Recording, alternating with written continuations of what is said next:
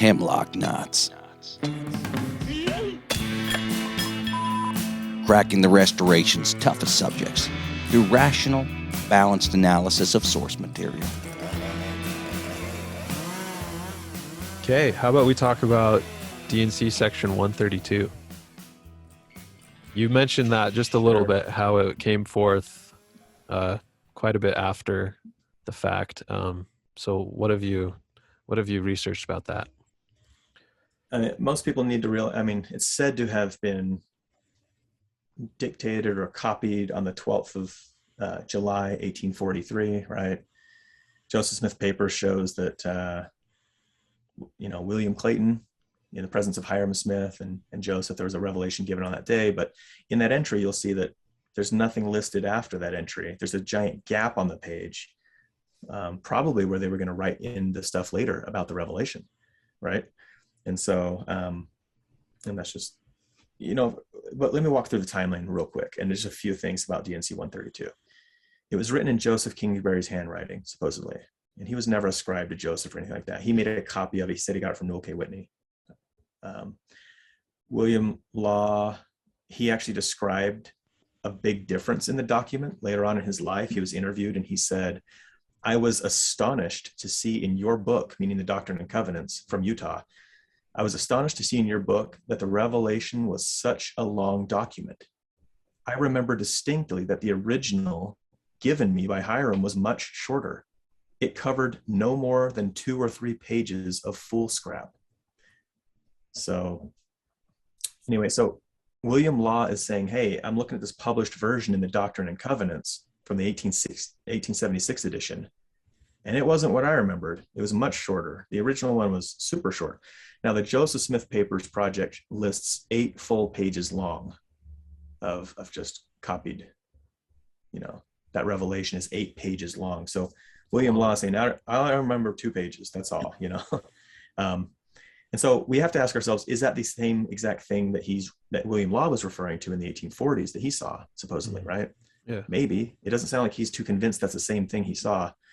And so this revelation, the saints didn't know about this revelation until it was in August 28th and 29th, 1852. They're already in Utah for about 5 years. And then Orson Pratt acknowledged on behalf of the church the principle of the plurality of wives. He basically just stood up and announced the church is now accepting polygamy. Mm-hmm. There was no common consent. There was nothing involved, legally to make that binding upon the saints. They just announced that, hey, we're doing it. The cat's out of the bag. Brigham Young put Orson Pratt in charge of making that announcement. He stood up later and made a few remarks about that.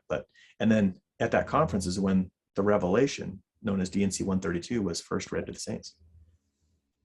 And they presented it as having been received in 1843. Yep. From Joseph Smith. And the irony is that Brigham Young is also saying that, hey, this, basically paraphrasing, of course, this thing was in my lockbox on my desk for 9 years, and nobody saw it except those who should have seen it. So Brigham Young is admitting that he's had this revelation for 9 years. And of course, the idea is that now it's the time to reveal it. Now we can come out of the closet, so to speak, and talk about it openly, right? The cat's out of the bag, quote unquote. And so I don't know. It might have taken several years for them to finalize some of the wording on that stuff. September 1852, so the next month, D&C 132 was published for the first time in the Deseret News, 9 years after Joseph died. And in 1876, about 1 year before Brigham Young's death, it was finally added to the Doctrine and Covenants new edition. So D&C 132 didn't exist really until 1852, as far as the saints were concerned. Hardly anybody knew about it. And then it also redefined some key doctrines. Number 1, the new and everlasting covenant. The meaning of that is changed in D&C 132. It also redefines marriage. The old section 101, the Declaration on Marriage, which was accepted by common consent, that was changed in D&C 132. The idea of how to gain exaltation was changed. And then also sins became justifiable and permissible in this revelation, right? Now, the Nauvoo Expositor in 1844 stated that one of the blasphemies being taught was that certain sins could be committed and allowed. And then D&C 132 talks about that, how if you don't, as long as you don't shed innocent blood, or speak against the Holy Ghost, then you can do whatever you want. And it won't be a sin, which is absurd if you think about it, right? Yeah. It's also got a very threatening tone to it. So it's got 10 times the frequency of the phrase, I am the Lord thy God, or some variation of that. It's most revelations, God is not flexing his muscle and threatening people near as much as he does in D&C 132. He is absolutely heavy-handed. He's calling Emma Smith names, and he's demeaning her, the elect lady. He's calling her my daughter and elect lady, other revelations, and now he's like threatening her that I will destroy you in the flesh if you don't. It's just silly. Invitations and stating doctrine, it was just more threatening, and which aligns very much with Brigham Young's style of writing. So there was Enid Debarthe. She's an RLDS person, and that irks some people, but she did a word analysis on D&C 132, comparing that to Joseph Smith's handwriting and his writing styles and his prose, and word syntax links and things like that. And he also compared it to Brigham Young's, or she did, and she shows that it is way, way, way, way, way closer to Brigham Young's writing style than it ever was Joseph's. Wow. Very interesting. And she breaks it down with tables, all the examples. It's very data heavy. I mean, you can go in and look at the words themselves. She's not just speculating with an opinion here. She's actually breaking down the sentences in those revelations and comparing them to other sermons, and finding a lot of the same phraseology, right? Yeah. Wow, that's cool. So a lot of people think that it was Brigham Young and his cohorts that actually wrote that revelation, not Joseph Smith. Yeah. So back to that, you mentioned that William Clayton, I guess, had a space or some big gap in his journal.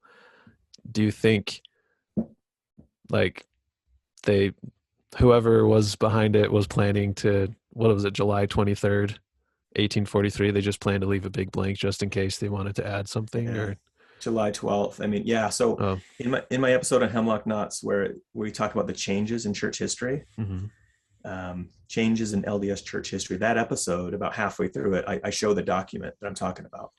And there's a big giant gap. They skip 7 lines before they go on to the rest of the entry. It's not even a new entry 7 lines later.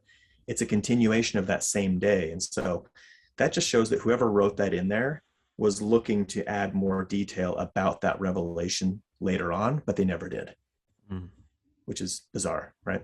Yeah. So what they have written, did they just write that Joseph Smith received a revelation to this day, or what did they write in that space? I don't have it right in front of me, and let me just pull it up real quick. Give me about 10 seconds, and I can probably read it to you. So yeah.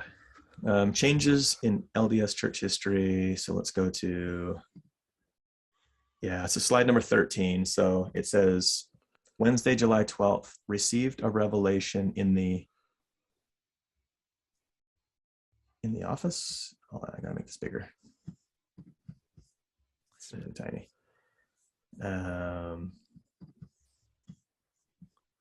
Received a revelation in the office in presence of Hiram and William Clayton.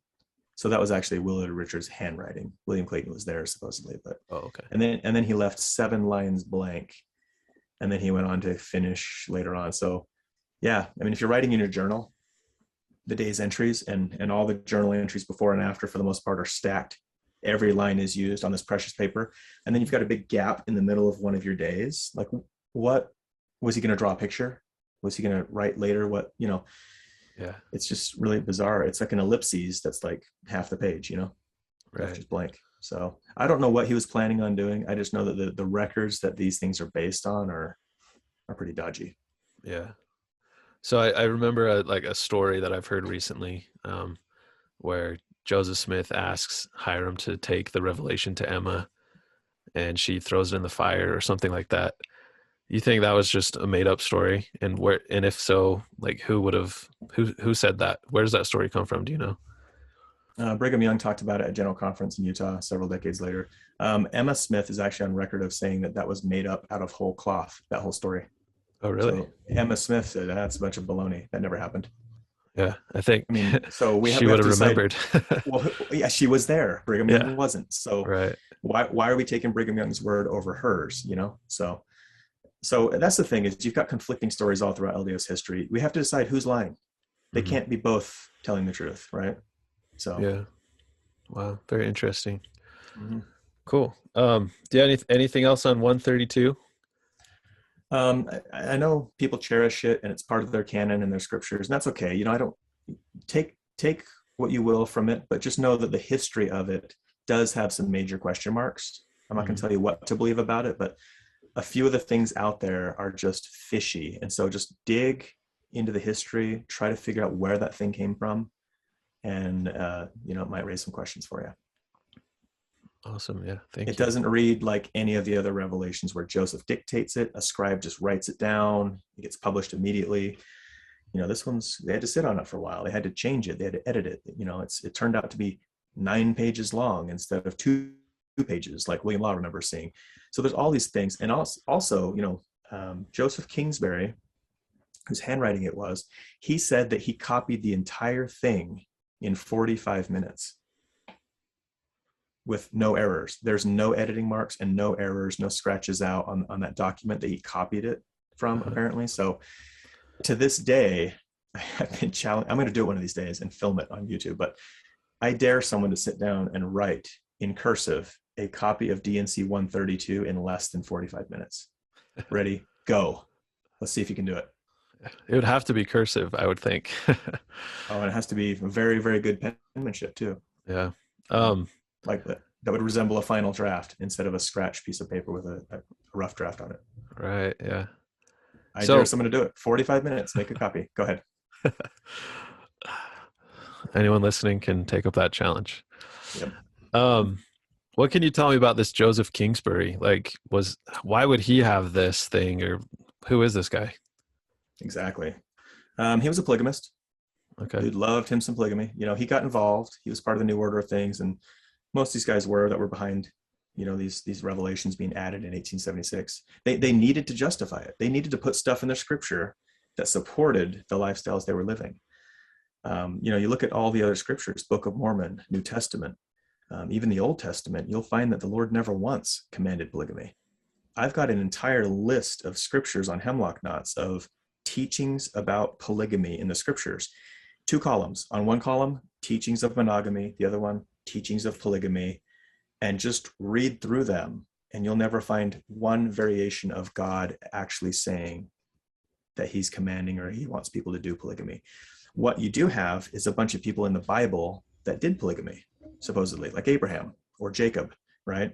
And so people would use that as, see, God taught polygamy. It says right here that Jacob had 4 wives, right? But that's very different than the teaching actually being given by God. And if it's such an important principle for exaltation, and it's the only way to get to the celestial kingdom, why do you think Jesus Christ would never even mention that when he visits the Nephites? Ever. He didn't even hint about it, let alone go into any detail about it. Those people were living a Zion society. The 1830 saints were not. Zion had failed. So the Nephites were actually higher ascended than the Utah saints ever were, who were cursed and smitten and driven west and, you know, pushed around by the federal government. Those people in Nephi's, I mean, in the Nephite people in Bountiful, in the Book of Mormon, they would have qualified for a higher law far more than the Utah saints would have. So why didn't Jesus Christ teach polygamy or exaltation or eternal marriage as part of his teachings with the Nephites for 2 days? Nobody knows. It's a good question. Yeah. Thanks for listening. If you like this show, share it with your people. Join the conversation on Facebook, YouTube, or hemlockknots.com, where you'll find show notes and source material for these subjects and much more.